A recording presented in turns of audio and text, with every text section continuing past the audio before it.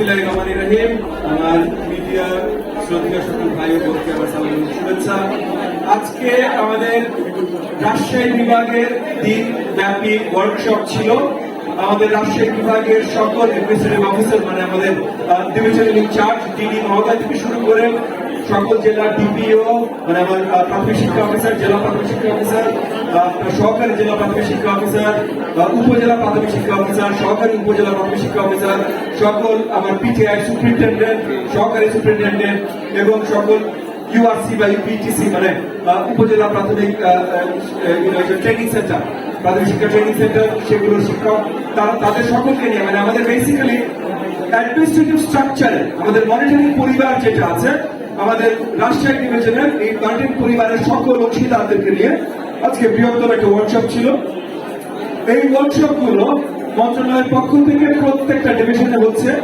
বিগত কয়েক সপ্তাহে Mymensingh division, Barisal division, Chittagong division, Sylhet ডিভিশনে এটা অলরেডি সম্পূর্ণ হয়েছে।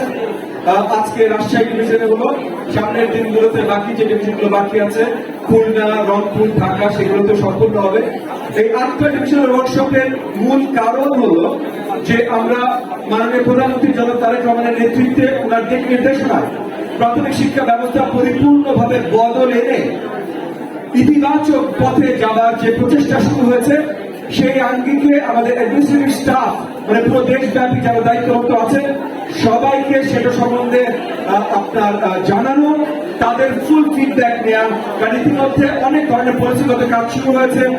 স্কুল মনিটরিং কিভাবে হবে, স্কুল মনিটরিং কোন স্কুলগুলো মনিটর হবে, শুধুমাত্র সরকারি প্রাথমিক শিক্ষা বিদ্যালয়গুলো মনিটর হবে না, সকল বেসরকারি প্রাথমিক বিদ্যালয় মনিটর হবে।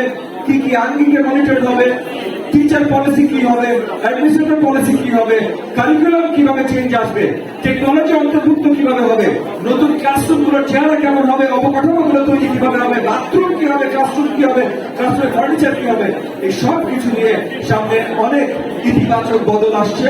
সেগুলো সম্বন্ধে এই ওয়ার্কশপের মাধ্যমে আমাদের সকল প্রাথমিক শিক্ষা কর্মকর্তাদের জানানো এবং এগুলো ফিডব্যাক তাদের এগুলো নিয়ে কি পরিকল্পনা, তাদের এগুলো নিয়ে কি চিন্তা চেতনা, তারা এত বছর দশকের পর দশকের অভিজ্ঞতার আলোকে তারা জিনিসগুলো কিভাবে সেটা বেস্ট মনে করে এগুলো ফিডব্যাকও তাদের কাছ থেকে নেওয়া। তো আজকে আই থিঙ্ক 6 ঘন্টার মধ্যে আজকের ওয়ার্কশপ গেছে, অলমোস্ট 7 ঘন্টা হয়ে গেছে। আজকের ওয়ার্কশপ আমরা সকাল 10টায় শুরু করেছিলাম, এখন 4:45 বাজে। তো অলমোস্ট 7 ঘন্টার কাছাকাছি চলে যাচ্ছে। এই ওয়ার্কশপ গুলো অত্যন্ত গুরুত্বপূর্ণ এবং আমরা আশাবাদী যে এই ওয়ার্কশপ গুলো মাত্র শুরু, যেগুলোর মাধ্যমে আমরা সবাইকে জানাতে এবং সরকার থেকে জানতে সক্ষম হচ্ছি এবং এর মধ্যে মানে আমাদের প্রথম 180 দিনের পরিকল্পনা এবং কর্মকাণ্ডগুলো সব শেষ করে এই ওয়ার্কশপ গুলো অরিজিনালি আমরা চেয়েছিলাম যে অগস্ট মাসের ভিতরে শেষ হবে, অগস্ট মাসের 17 তারিখের ভিতরে শেষ হবে।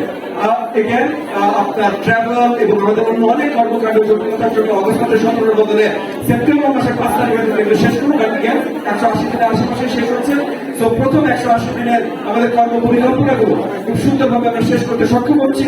এরপরে নেক্সট 180 দিন এবং এই যে 5 বছরে মাননীয় প্রধানমন্ত্রী যে প্রমিস গুলো করেছেন জনগণের কাছে, সেই প্রমিস গুলো আমাদের প্রাথমিক শিক্ষা পরিবার 100% ইফ নট মোর ঘরে ঘরে শিক্ষার্থীদের পৌঁছে দেবে। আমরা ইনশিওর করব যে প্রত্যেকটা শিশু যেন বিদ্যালয়ে থাকে, no child out of school, এবং আমরা ইনশিওর করব প্রত্যেকটা শিক্ষার্থী যেন সঠিক শিক্ষা লাভ করে। এভরি চাইল্ড গেটস এ রাইট এডুকেশন ইনশাআল্লাহ।